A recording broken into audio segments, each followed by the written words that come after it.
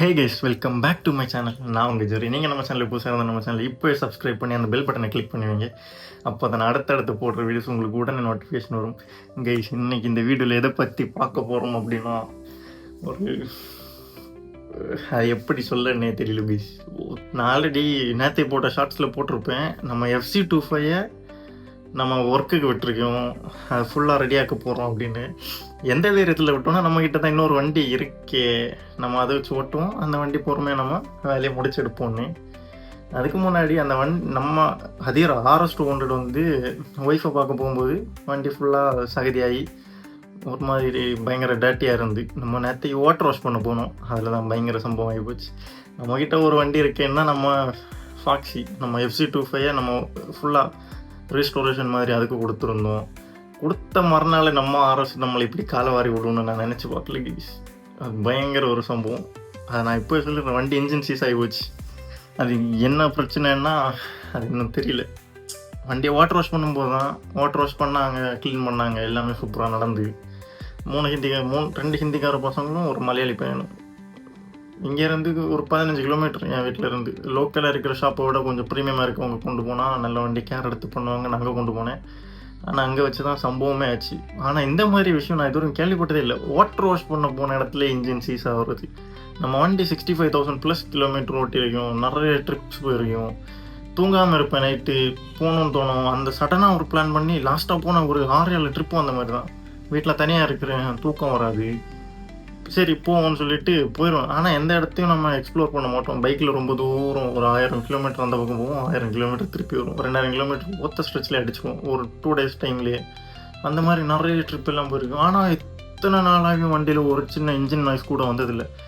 நான் போயிட்டு வந்துட்டு மெக்கானிக்கிட்ட போய் கேட்குறேன்னா, இவ்வளோ தூரம் நான் ஓட்டியாச்சு, வண்டியும் நான் வாங்கி இது வரைக்கும் கிளச் பிளேட்டு சேஞ்ச் பண்ணல. ஏன்னா அதுக்கு அவசியப்படல, வண்டி ஸ்மூத்தாக க்ளீனாக இருக்குது. அந்த RPM அரைஞ்சு போகிற மாதிரி இது வரைக்கும் எந்த பிரச்சனையும் வரல, வால்வு நாய்ஸும் வரல. நானாகவே வாலண்டியராக போய் மெக்கானிக்கிட்ட கேட்பேன்னா, இப்படி பண்ணலாமா அப்படின்னு. வால்வு அட்ஜஸ்ட் பண்ணுறது, கிளச் பிளேட்டு செக் பண்ணி பார்க்குறது, செக் பண்ணி இல்லை மாற்றுறதுக்கு. ஏன்னா நமக்கு தெரியும் இல்லை, நம்ம இத்தனை தூரம் ஓட்டிட்டோம், அதுவும் நம்ம எக்ஸ்ட்ரீமாக தான் போகிறோம். நிறைய ஹில் ஸ்டேஷன் போயிருக்கோம். கொடைக்கானலுக்கு ஒரு 6 தடவை போயிருப்பேன், ஊட்டிக்கு 2 தடவை போயிருப்பேன், இங்கே கன்னியாகுமரி டு சென்னை 2 தடவை போயிருப்பேன். அந்த மாதிரி இவ்வளோ தெரிஞ்சு அதுக்கப்புறம் உள்ள லோக்கலாகவே நான் நிறைய தடவை ஃபுல்லாக பாதி தூரம் நான் ட்ரிப்பு போகிறேன்னா பாதி தூரம் என்னோடய டெய்லி டிரைவரே இந்த வண்டி தான். நம்ம ஒரு வண்டி எடுத்தோம், அதை நம்ம கேரேஜ்லேயே விட்டு அதை அழுக்காகாமல் தொடச்சி மெயின்டைன் பண்ணி கிலோமீட்டர் ஓட விடாமல் பார்க்குற ஆள்னா இல்லை. ஒரு வண்டி எடுத்துட்டேன்னா என்னால் எவ்வளோ தூரம் எக்ஸ்ட்ரீமாக முடியுமோ அவ்வளோ கிலோமீட்டர் ஓட்டணும். அந்த வண்டி ஸ்பீடாக மீட்டரில் அதிக கிலோமீட்டர் காட்டணும். அதை நான் பார்க்குறது தான் எனக்கு பிடிக்கும். எனக்கு அதனால தான் இது 2வது பைக். நம்ம 3வது எடுத்தது தான் நம்ம ஃபாக்ஸி. இவ்வளோ பெரிய பிரச்சனை. வாட்டர் வாஷ் பண்ணி நம்ம வெளியே வந்து திருப்பி ஸ்டார்ட் பண்ணும்போது வண்டியிலேருந்து கட்டன்னு 2-3 சவுண்டு, இன்ஜின் சீஸ். அது முன்னாடி வரைக்கும் வாட்டர் வாஷ் பண்ணி செயின் லூப் அடிக்கிறது வரைக்கும் வண்டியை பெடாக்கில் போட்டு ஃபஸ்ட் கியரில் விட்டு ஐடியல் RPMல வீல் ரோல் ஆகும்போது செயின் லூப் அடிப்பாங்க. அந்த மாதிரி தான் பண்ணது. திருப்பி பேடாக்கில் இருந்து இறக்கி வெளியே கொண்டு வந்து ஸ்டார்ட் பண்ணும்போது மொத்தமாக முடிஞ்சு. நான் நினச்சேன் வண்டி ப்ரெஷரை வாஷ் பண்ணும்போது நம்ம எக்ஸாஸ்ட்டை வர அண்டர் சீட்டாக போட்டிருப்போம், தண்ணி உள்ளே போய் இன்ஜினில் ஏதாவது இறங்கி இருக்குமோ அப்படின்னு. ஏன்னா நம்ம கீழே கன்வெர்ட்டர் எதுவும் இல்லையே, பெண்ட் பைப் ஃபுல்லாக ஓப்பன் ஃப்ளோவாக தான் இருக்கும். அந்த மாதிரி நான் மெக்கானிக்கிட்ட கால் பண்ணி கேட்டேன்னா, இந்த மாதிரி வாட்டர் வாஷ் பண்ணி வண்டி ஸ்டார்ட் ஆகலை, ஆனால் ஃபியூல் பம்ப் அடைக்கிற மாதிரியும் சவுண்ட் இல்லை, இன்ஜின் நாய்ஸ் மொத்தமாக டிஃப்ரென்ஸ். வண்டி இன்ஜின் சீஸ் ஆனால் எந்த சவுண்ட் வருமோ அந்த மாதிரி மேலே பிஸ்டன் போய் கட்டன்னு 2 தடவை இடித்து வண்டியை ஜர்க்காகி போச்சு. அந்த அளவுக்கு சம்பவம் தான். வெயிலில் காய வச்சா சரியாகும்னு சொல்லிட்டு வெயிலில் காய வச்சோம். ஒரு 10 நிமிஷம் நின்று. அப்போது அங்கேருந்து யாரும் தெரியாது, கொஞ்சம் பெரிய ஒருத்தர் வந்தார் எலக்ட்ரிக் ஸ்கூட்டியில். அவர் சொன்னார், நான் பார்க்கட்டு அப்படின்னு சொல்லிட்டு வண்டியை கொஞ்சம் செல்ஃபு கொடுத்து ஒரு 4000 RPMலேயே கொஞ்சம் நேரம் ஹோல்ட் பண்ணார். அதுக்கப்புறம் ஃபுல்லாக த்ராட்டில் பண்ணி வச்சுருந்தார். 3-4 மினிட்ஸுக்கு அந்த மாதிரி இருக்கும். பண்ணிவிட்டு ஓகேன்னு சொல்லிட்டு நானும் வண்டி எடுத்துகிட்டு 15 கிலோமீட்டர் திருப்பி வந்தேன். வந்துட்டு அந்த ஒரு இவங்களுக்கு கால் பண்ணேன் வாட்டர் வாஷ் பண்ண இடத்துல. அவங்க சொன்னாங்க இந்த மாதிரி. நான் அவங்கள்ட்ட சொன்னேன் இப்படி, ஆனால் இப்படி ஆகும், வண்டி வாட்டர் வாஷ் பண்ணி இன்ஜின் உள்ள தண்ணி போயிருக்கு அப்படின்னு. அவங்க சொன்னாங்க, நீ கொண்டு வா, நான் க்ளீன் பண்ணி தரேன்னு. நான் திருப்பியும் கேட்டேன், இன்ஜின் உள்ள தண்ணி போயிருக்கு, நான் க்ளீன் பண்ண முடியுமான்னு. நான் அப்போது அவங்க கொண்டு வந்து சொன்னதும் நான் எனக்கு தெரிஞ்ச 2 பேர்கிட்ட கேட்டேன். அவங்க சொன்னாங்க, அவங்க ஏதாவது மிஷின் இருக்கும் க்ளீன் பண்ணி தருவாங்க, கொண்டு போ அப்படின்னு. அவங்கக்கிட்ட கொண்டு போனால் அங்கே சொல்லியாச்சு, இன்ஜினுக்குள்ளே தண்ணி போனால் க்ளீன் பண்ண முடியாது அப்படின்னு. அப்போ நான் வீட்டில் இருந்து கேட்டதுக்கு வர சொன்னதுன்னு கேட்டால், இல்லை சைட்டில் எங்கேயும் தண்ணி போயிருக்கும், நம்ம க்ளீன் பண்ணி விடலாம், நான் கொண்டு வரேன்னு நினச்சோம், அந்த என்ஜினுக்குள்ளே தண்ணி போயிருக்கு அப்படின்னு. அதுக்கப்புறம் அவங்களாவே ஒரு மெக்கானிக்கை கூப்பிட்டாங்க. அவங்க கூப்பிட்ட மெக்கானிக்கும் நான் டவுட்டு கேட்கிட்ட மெக்கானிக்கும் ஒரே ஆள். அவங்க வந்து எல்லாமே செக் பண்ணி பார்த்துட்டு சொன்னாங்க, இன்ஜினுக்குள்ளே தண்ணி போன மாதிரி இல்லை, தண்ணி போயிருந்தேன்னா இன்ஜினில் ஒரு மாதிரி ஃபோம் மாதிரி வந்துடும், பதஞ்சு வர மாதிரி. பதஞ்சு மீன்ஸ் உங்களுக்கு எப்படி புரிய வைக்கிறது, சோப்புன்னு வர மாதிரி வரும் அப்படின்னு. அந்த மாதிரி எதுவும் வரல. அப்போ இன்ஜினுக்குள்ளே தண்ணி போகல அப்படின்னு கன்ஃபார்ம் ஆச்சு. அப்போ இது வாட்டர் வாஷ் பண்ணதில் வந்த பிரச்சனை இல்லை.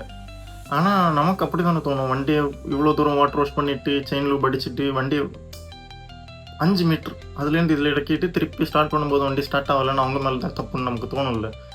நானும் அப்படி தான் நினச்சேன். அதுக்கப்புறம் தான் தப்பு அவங்க மேலே இல்லை, தானாக நடந்த சம்பவம்னு.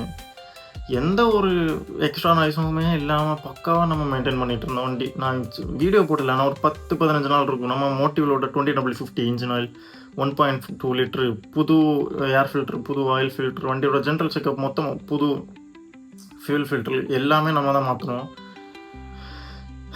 இவ்வளோ பக்காவாக போயிட்டுருக்க வண்டி திடீர்னு காலை வாரி விடணும்னு நான் எதிர்பார்க்கல. சம்பவம் ஆகி போச்சு.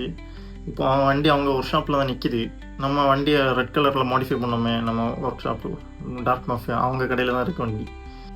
இன்றைக்கி வர சொன்னாங்க, போய் பார்த்தேன் வண்டியை, ஸ்பார்க் ப்ளக்கு, த்ராட்டில் பாடி எல்லாமே செக் பண்ணி பார்த்தாங்க. அந்த பிரச்சனை எதுவும் இல்லை. ஃபியூவல் பம்பும் செக் பண்ணி பார்த்தாங்க, பெட்ரோல் ப்ரெஷராக வருதான்னு. பெட்ரோலும் ப்ரெஷராக தான் வருது. ஆனால் இன்ஜின் நாய்ஸ் வருதுன்னு பார்க்கும்போது இன்ஜினை கீழே இறக்கி தான் பார்க்கணும் அப்படின்னு. சரி கீழே இறக்கி பார்ப்போம் அப்படின்னு பார்க்கும்போது லேபர் சார்ஜ் தான் அதிகமாகும். இன்ஜினை ஒரு தடவை நம்ம கீழே இறக்கி நம்ம என்ன பண்ணாலும் சரி, நம்ம பண்ணுற வேலையை பொறுத்து சின்ன வேலையாக இருக்கும். ஆனால் இன்ஜினை இறக்கி ஏற்றுறதுக்கே 5000-4000 கிட்ட நம்ம லேபர் சார்ஜ் கொடுக்கணும். அந்த மாதிரி ஒரு கதை. அப்போது அவங்க சொன்னாங்க, நம்ம வால்வு கைடு உடஞ்சிருக்கும் அப்படின்னு. சரி நாளைக்கு பார்ப்போம்னு சொல்லியிருக்கோம். நாளைக்கு பார்க்கும்போது ஒரு வேளை வால்வு கைடு போயிருந்தால் கூட இன்ஜினை ஓப்பன் பண்ணணும்னு ஆகிப்போச்சு. வண்டி 60,000 ப்ளஸ் 65,000 ப்ளஸ் கிலோமீட்டரும் ஓட்டியாச்சு. அப்போது இனிமேல் நம்ம பிஸ்டன் சிலிண்டர் கிட்ட அது மொத்தமாக மாற்றணும் அப்படின்னு தான் ஒரு பிளானில் இருக்கும். எப்படி பார்த்தாலும் அவங்க சொன்னது ஒரு 30,000 பக்கம் வந்துடும் அப்படின்னு. அதான் டவுட்டாக இருக்குது. நம்ம இப்போ தான் நம்ம ஃபாக்ஸி எடுத்தோம், அதை ரீஸ்டோர் பண்ணுறதுக்கு கொடுத்துருந்தோம். திருப்பி இன்றைக்கி போய் வேறு வண்டி இல்லைன்னு பார்ட்ஸை மட்டும் ஆர்டர் போட்டுட்டு நம்ம ஃபாக்ஸி எடுத்துகிட்டு வந்தோம். பார்ட்ஸ் வந்த உடனே நான் ரிட்டன் வண்டியை விட்றேன், உடனே மாற்றி வாங்குற மாதிரி. ஏன்னா நமக்கு வீடு வேலை நடக்குது, ஒய்ஃப் பார்க்க போகணும். அவங்க 10 கிலோமீட்டர் அந்த பக்கம் வீடு, நம்ம இந்த பக்கம் இருக்கும். நம்ம RS200 அதிராவை பார்க்க போகணும். பைக் இல்லாமல் ஒன்றும் நடக்காது. நான் வேறு மொபைல் டெக்னீஷியன் படிச்சுட்ருக்கேன். பைக் இல்லைன்னா கை கால் இல்லாத மாதிரி ஆயிரும். அதனால தான் ஒரு பெரிய கஷ்டம். நம்ம இங்கே இருக்கிற வீட்டில் இருந்து பஸ் ஸ்டாப்பு போகணுன்னா 2 கிலோமீட்டர் போகணும். என்ன பண்ணுறது, நம்ம ஃபாக்ஸியை திருப்பி வாங்கிட்டோம். நாளைக்கு நீ RS200 பார்க்க போகும்போது தான் தெரியும் என்ன பிரச்சனைன்னு. எப்படியோ நம்ம இன்ஜினை ரீபில்ட் பண்ணணும்னு ஆகிப்போச்சு. ரீபில்ட்னா உள்ள எந்தெந்த பார்ட்ஸ் அதிகமாக தேய்மானமாக இருக்கோ அதெல்லாம் நம்ம ரீப்ளேஸ் பண்ணுறது தான் முடிவு எடுத்திருக்கோம். நீ எப்படியும் ஒரு 10 நாளில் முடிஞ்சுன்னா நமக்கு சந்தோஷம். ஏன்னா RS200 NS200 பஜாஜை பொறுத்த வரைக்குமே பார்ட்ஸ் எல்லாமே ஈஸியாக அவைலபிள் தான். நான் இப்போ Yamaha FC25 வச்சுருக்கேன். அதுக்கு தான் ஒவ்வொரு பார்ட்ஸுக்கும் நம்ம நிறையா அலையணும். இந்த பைக்குக்கு அப்படி இல்லை, ஈஸியாக கிடச்சிரும். ஆனால் நான் நினச்சிட்டு இருந்தேன், நம்ம இத்தனை ட்ரிப்பு போயிருக்கோம், வண்டியில் ஒரு நாய்ஸ் கூட சேஞ்ச் ஆகலையே அப்படின்னு. எனக்கே கான்ஃபிடென்ஸ் இருந்து நம்ம இந்த வண்டி எடுத்துகிட்டு எங்கே வேணால் போயிடலாம் அப்படின்னு. ஆனால் டக்குன்னு வாட்டர் வாஷ் பண்ண இடத்துல இந்த மாதிரி ஆச்சுன்னு ஆகும்போது தான் கொஞ்சம் மனசே வலிக்குது. என்ன பண்ணுறதுன்னே தெரியல. நம்ம பொதுவாக நினச்சிட்டு இருப்பாங்க, இன்ஜினில் நம்ம கை வச்சு ஏதோ ஒர்க் பண்ணோன்னாலே வண்டியோட பழைய அந்த ஃபீல் இருக்காது, இன்ஜின் பவர் கம்மியாயிரும்னு. ஆனால் அந்த மாதிரி எதுவும் இல்லை, பவர் எதுவும் கம்மியாகாது. புதுசாக நம்ம ஒரு வண்டி வாங்கினோமோ எப்படி இருக்கும் அது மாதிரி ஃபஸ்ட்டு ஒரு ஆயில் ஊற்றுவோம், செமி சிந்தட்டிக் ஆயில்.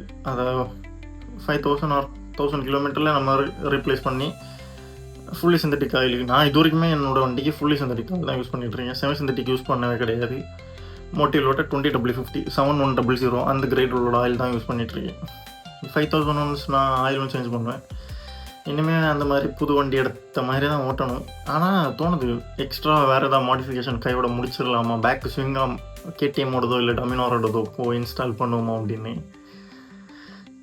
பார்ப்போம். ஆனால் புதுசாக ஒரு அப்டேட் கண்டிப்பாக நான் கொண்டு வருவேன். அதுக்கு வேண்டி வெயிட் பண்ணுங்க கைஸ்.